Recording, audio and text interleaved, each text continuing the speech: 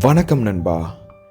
இரவு தூங்கிட்டு இருக்கும் பொழுது அந்த மாதிரி உடல் உறவு பண்ணுற மாதிரி அடல்ட் கண்டென்ட், அந்த ஒரு இமேஜினேஷன், அந்த ஒரு வீடியோ உங்கள் மனசுக்குள்ளே ஓடி நீங்களே அந்த கேரக்டரை ப்ளே பண்ணுற மாதிரியெல்லாம் உங்களுக்கு தோணி உங்களுடைய விந்து, உங்களோட ஸ்பெர்ம் உங்களிடையே அறியாமல் உங்களோட கான்சியஸில் இல்லாமல் லீக் ஆகுதா, டெய்லியும் வெளியே வருதா, விந்து அணுக்கள் உங்களை மீறி உங்களோட உடலை விட்டு வெளியே வருதா? இந்த வீடியோவை கொஞ்சம் கூட ஓட்டாமல் ஸ்கிப் பண்ணாமல் கடைசி வரைக்கும் தொடர்ந்து பாருங்கள். ரொம்ப ரொம்ப பயனுள்ளதாக இருக்க போகிற ஒரு வீடியோ. சுய இன்பம் செஞ்சிட்ருக்கிற காலத்தில் நீங்கள் இந்த ஒரு பிரச்சனைக்குள்ளே மாட்டியிருக்க மாட்டீங்க. என்ன பிரச்சனைனா, இரவு தூங்கும் போது உங்களுடைய கான்சியஸே இல்லாமல் ஏதோ ஒரு கனவு மூலிமா உங்களோட விந்து அணுக்கள், உங்களுடைய ஸ்பெர்ம்ஸ் வெளியே வந்திருக்கும். இந்த பிரச்சனை சுய இன்பம் செஞ்சுருக்கிற ஆளுக்கு 80% 80 to 85% இந்த ஒரு பிரச்சனை அவங்களுக்கு நடந்திருக்காது. ஏன்னா அவங்களோட விந்துவை அவங்களே டெய்லி பார்த்திங்கன்னா சுயமாக வெளியேற்றிட்டு இருக்காங்க. ஸோ அவங்களுக்கு அந்த பிரச்சனை வந்திருக்காது. நோஃபப் சேலஞ்சில் இருக்கும்போது ஒரு 20 நாள் சுய இன்பம் பண்ணாமல் இந்த ஒரு சேலஞ்சுக்குள்ளே 20 நாள் 30 நாள் இருக்கிற பல பேர் இந்த பிரச்சனையில் இருக்கீங்க. நல்லா ஒன்று புரிஞ்சுக்கணும், நல்லா புரிஞ்சுக்கோங்க. ஒரு இயல்பான விஷயம் இது, ஒரு இயல்பான விஷயம். ஏன் இயல்பு நான் சொல்கிறேன்னா, ஒரு சிம்பிளாக ஒரு மெக்கானிசம் பார்க்கலாம் நம்ம உடலை பற்றி. விந்து அணுக்கள் பார்த்திங்கன்னா நமக்கு ப்ரொடியூஸ் ஆகிக்கிட்டே இருக்கும். ஓகேவா? நீங்கள் எப்பப்பெல்லாம் வெளியேற்றுறீங்களோ அப்பப்போல்லாம் உங்களுக்கு பார்த்திங்கன்னா புது விந்து அணுக்கள் உங்களோட உடல் பார்த்திங்கன்னா ஆட்டோமேட்டிக்காக உங்களுக்கு ப்ரிப்பேர் பண்ணிவிட்டு அந்த ப்ராசஸில் இருந்துக்கிட்டே இருக்கும். வெளியேற்றினாதான் ப்ராசஸ் ஆகுமா அப்படின்னு கேட்டிங்கன்னா இல்லை. நீங்கள் வெளியேற்றினாலும் ஏற்றாட்டியுமே ஸ்டோர் பண்ணாலும் ரிசர்வ் பண்ணாலும் ஆட்டோமேட்டிக்காக அதோட வேலை பார்த்திங்கன்னா சில டைம் பீரியட் இருக்குது. அந்த டைம் பீரியடுக்கு ஏற்ற மாதிரி ஆட்டோமேட்டிக்காக ஜென்ரேட் பண்ணிகிட்டே இருக்கும் நம்மளோட ஸ்பெர்ம்ஸை, நம்மளோட விந்து அணுக்களை. இது நம்மளுடைய உடலோட அமைப்பு, உடலோடைய மெக்கானிசம். இது ஒரு நேச்சுரல் திங், இயல்பான ஒரு விஷயம். சுயன்மம் செஞ்சுட்டுக்கிற ஆள் பார்த்திங்கன்னா ஆட்டோமேட்டிக்காக வெளியேற்றுவான். ஸோ அவனுக்கு புது இது வந்துக்கிட்டே இருக்கும். இப்போ நம்ம இந்த சேலஞ்சில் இருந்துக்கிட்டு ஒரு கட்டுக்கோப்பான ஒரு வாழ்க்கையை வாழ்ந்துக்கிட்டு நிறைய பெனிஃபிட் அனுபவிச்சுட்டு இருக்கும் போது நம்மளை அறியாமல் இது வெளியே வந்துருச்சுன்னா நிச்சயமாக எல்லாத்துக்கும் மனசு கஷ்டமாக தான் இருக்கும். ஆனால் இது ஒரு இயல்பான விஷயம். ஏன் இயல்புன்னு சொல்கிறேன்னா, நீங்கள் 20 நாள் நீங்கள் அந்த ஒரு சக்தியை எங்கேயுமே வீணாக்காமல் உங்களுக்குள்ளே தேக்கி வச்சுருக்கீங்கள. அப்போது உங்கள் உடல் இவ்வளோ நாள் என்ன பண்ணிட்டு இருந்துச்சு, அதை வெளியேற்றிக்கிட்டே இருந்துச்சு. அப்போது சப்கான்ஷியஸாக அந்த ஒரு ப்ராசஸ் பார்த்திங்கன்னா உங்களை மைண்டில் ஃபிக்ஸ் ஆகிருக்கும். சப்கான்ஷியஸ் மைண்டில் விந்து அணுக்கள் சேர்ந்தால் வெளியேற்றிடணும். லைக் நீங்கள் 2 days ஒரு நாள் ஒருக்கா நீங்கள் வெளியேற்றிட்டே இருந்திருப்பீங்களே மாஸ்டர்பேஷன் பண்ணிக்கிட்டு முன்னாடி. இப்போ நீங்கள் வெளியேற்றாமல் 20 days நீங்கள் அதை பார்த்திங்கன்னா உங்களுக்குள்ளேயே தேக்கி அந்த ஒரு சக்தியை அனுபவிக்கிற டைமில் அதை ஏன் வெளியே தள்ளுது அப்படின்னா, சப்கான்ஷியஸ் உங்கள் பிரெயின் பார்த்திங்கன்னா இவங்க இதை மிஸ் பண்ணிட்டாங்க, லைக் இதில் அவங்க வெளியே தள்ளலை. ஸோ ஆட்டோமேட்டிக்காக நாம் புதுசு இது பண்ணிகிட்ருக்கோம், பழசு இருக்குது, இதை அவங்க கன்வெர்ட்டும் பண்ணல, லைக் இது அவங்க யூஸும் பண்ணல, எனர்ஜியாக அவங்க கன்வெர்ட் பண்ணிக்கல, ஜஸ்ட் சும்மா தான் ரிசர்வ் பண்ணி வச்சுருக்காங்கன்னு சொல்லிட்டு ஆட்டோமேட்டிக்காக தூக்கத்தில் அதாவது தானாக வரதுக்கு பதிலாக ஒரு கனவு மூலியமாக ஒரு கிளர்ச்சி ஏற்பட்டு அது வெளியே வரும். இது ஒரு விஷயத்தினால வெளியே வரும். ரெண்டாவது, உடல் சூடு, உடலில் உஷ்ணம் அதிகமாகிருச்சுன்னா இந்த பிரச்சனை வரும். லைக் இது பிரச்சனைனே சொல்ல முடியாது, இந்த ஒரு செயல் நடக்கும் நம்ம உடலில். ரெண்டுமே இயல்பான விஷயம். பிரெயின் பார்த்திங்கன்னா ஆட்டோமேட்டிக்காக வெளியே தள்ளாமல் விட்டுட்டாங்கன்னு சொல்லிட்டு வெளியே தள்ளும். அது ஒன்று. ரெண்டாவது, உடல் பார்த்திங்கன்னா ரொம்ப உஷ்ணமாகி ரொம்ப சூடாயிருச்சு அப்படின்னா ஒரு 15 daysக்கு ஒருக்கா, ஒரு 10 daysக்கு ஒருக்கா, 20 daysக்கு ஒருக்கா ஆட்டோமேட்டிக்காக அதை தள்ள பார்க்கும். இதனால் எனக்கு எனர்ஜி லாஸ் ஆகும் அப்படின்னு கேட்டிங்கன்னா பார்த்திங்கன்னா, நீங்களாக சுய இன்பம் செஞ்சு நீங்களாக கான்சியஸில் மாஸ்டர்பேஷன் பண்ணுறது பார்த்திங்கன்னா ரீலாப்ஸ் ஆகிறது, நோஃபப் சேலஞ்சை விட்டு வெளியே போகிறது, திரும்ப சுய இன்பத்துக்குள்ளே வர்றது.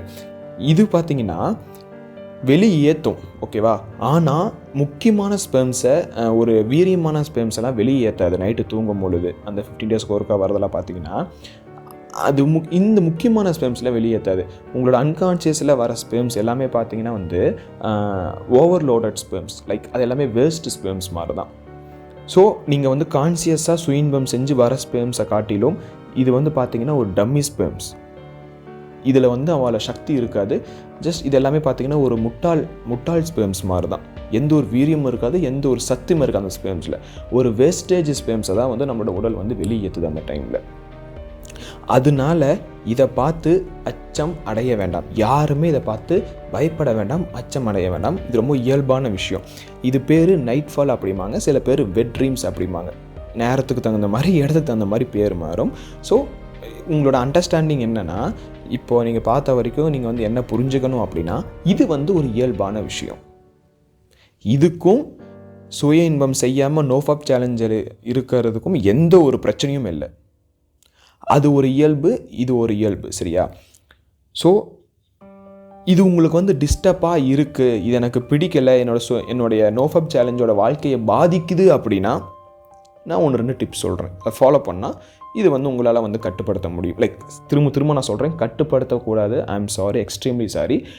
இதை நீங்கள் வந்து தவிர்க்க முடியும். இந்த ஒரு செயல் நடக்கிறத வந்து நீங்கள் வந்து தவிர்க்க முடியும். உங்களுக்கு வந்து நடக்காமல் நீங்கள் பார்த்துக்க முடியும். முதல் விஷயம், உடம்புல அதிகமாக பவர் தேங்குது, லைக் சக்தி தேங்குது. 20 நாள் 30 நாள் நீங்கள் சுய இன்பம் பண்ணாமதுனால உங்கள் உடம்புல வந்து பவர் தேங்குது. அந்த பவரை நீங்கள் வந்து பயன்படுத்தணும். இந்த வீடியோ பார்த்துட்டு இருக்கிற பல பேர் அந்த பவரை பயன்படுத்த மாட்டேங்கிறீங்க. பயன்படுத்துறதுனா நான் போய் திரும்பவும் வந்து சுய இன்பம்லாம் செய்ய சொல்ல. லைக் நான் என்ன சொல்ல வரேன் அப்படின்னா, அந்த சக்தியை, அந்த விந்து சக்தியை ஒரு ஃபிசிக்கல் மோடாக, ஒரு ஃபிசிக்கலாக ஏதோ ஒரு வேலை செய்யுங்க. இல்லையா, க்ரியேட்டிவிட்டி ஏதோ ஒன்று பண்ணுங்கள். லைக் ஏதோ ஒரு வேலை பண்ணுங்கள். ரொம்ப முக்கியமான ஒரு வேலையை பண்ணும் பொழுது அந்த சக்தி சும்மா தேங்கி இருக்காமல் ஆட்டோமேட்டிக்காக உங்களுக்கு வந்து நீங்கள் எந்த வேலை செய்கிறீங்களோ அதுக்கு தகுந்த மாதிரி கன்வெர்ட் ஆகி உங்களுக்கு வந்து ரொம்ப என்ஹான்ஸ் பண்ணுங்க ஒர்க்கை. நல்ல ப்ரொடக்டிவிட்டியாக உங்களால் வந்து வேலை செய்ய முடியும். அது ஒன்று பண்ணுங்கள். அண்ட் உடல் உஷ்ணம்னு சொன்னேன். ஆட்டோமேட்டிக்காக நீங்கள் வந்து பார்த்தீங்கன்னா நைட் ஷிஃப்ட்டில் இருக்கீங்க அப்படின்னா ஆட்டோமேட்டிக்காக உடல் உஷ்ணம் ஆகும். அதை முடிஞ்ச வரைக்கும் குறைக்க பாருங்கள். முடியல, ஃபினான்ஷியல் ப்ராப்ளம், நான் போய் தான் ஆகணும் அப்படின்னா அதுக்கு ஆல்டர்னேட்டாக என்ன பண்ணலாம், பகலில் வந்து உடம்பை வந்து எப்படி நல்லா வச்சுக்கலாம், ஃப்ரூட்ஸ் சாப்பிட்றதுலேருந்து லைக் என்னென்னலாம் பண்ணோம்னா நம்மளோட உடல் வந்து ஆரோக்கியமாக இருக்கும். சூட்டை தணித்து குளிர்ச்சி தன்மை வரும். அதன்னு சொல்லிட்டு நீங்கள் பார்த்துக்கணும். நைட்டெல்லாம் தூங்கிட்டு இருக்கீங்க, பகலில் தான் வேலை செய்கிறீங்க, இருந்தாலும் எனக்கு வந்து சூடு இருக்குன்னா நீங்கள் வேலை செய்கிற இடம் கோர் கம்பெனியாக இருக்கலாம். நெருப்புகள் பகிர்ந்து கொண்டிருக்கிற அந்த என்விரான்மெண்ட் ஹீட்டாக இருக்கலாம், அட்டையாக இருக்கலாம், லைக் என்ன வேணாலும் இருக்கலாம். அது உங்களுக்கு தான் நல்லாவே தெரியும். என்னை விட அந்த இடத்துல இருந்து கொஞ்சம் உங்களை பாதுகாத்துக்கொள்ள என்னென்னலாம் பண்ணுமோ அதை பண்ணுங்கள். அண்ட் தயவு செஞ்சு வாரம் ஒருக்கா நல்லெண்ணெய் வச்சு குளிங்க.